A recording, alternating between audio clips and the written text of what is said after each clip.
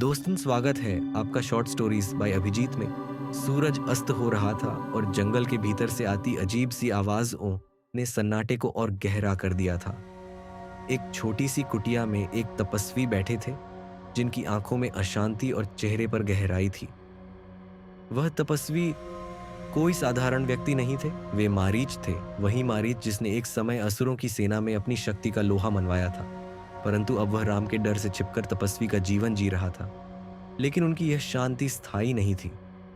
कहानी शुरू होती है मारीच के बचपन से। मारीच तारका का पुत्र, असुरों के कुल का गर्व था।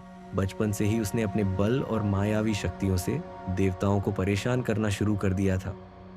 उसकी माँ तारका उसे सिखाती थी कि मनुष्य और देवता उनके शत्रु हैं। इसी पाठ को मानते हुए मारीच ने अनेक बार देवताओं के यज्ञों को नष्ट किया। लेकिन समय का खेल ऐसा था कि जब ऋषि विश्वामित्र ने राजा दशरथ से उनके पुत्र राम की सहायता मांगी, तो मारीच की जिंदगी हमेशा के लिए बदलने वाली थी। राम ने अपने गुरु विश्वामित्र के यज्ञ की रक्षा के लिए मारीच और उसकी मां तारका का सामना किया। राम के धनुष से निकले एक तीर ने मारीच की मां तारका का अंत कर दिया।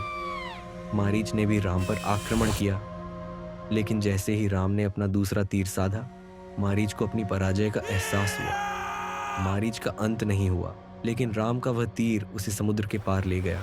इस हार ने मारीच को झकझोर दिया। उसने पहली बार सोचा, राम कोई साधारण मनुष्य नहीं, वे तो ईश्वर के समान हैं, उनसे भिड़ना असंभव है। इस भय और अपमान के कारण मारीच ने असुरों का जीवन त्याग दिया और जंगल में जाकर तपस्वी बन गया। लेकिन मारीच की शांति लंबे समय तक नहीं टिक सकी।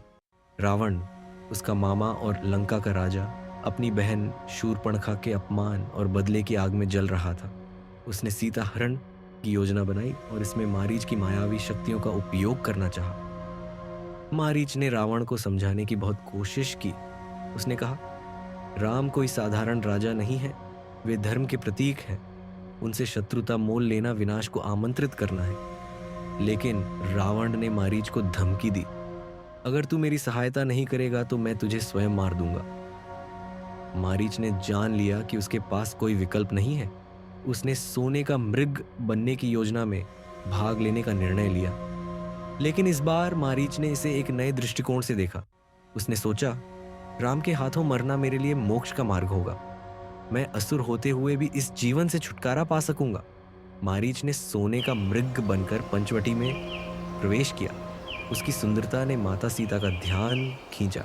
सीता ने राम से कहा, यह मृग इतना अद्भुत है, इसे पकड़कर लाइए।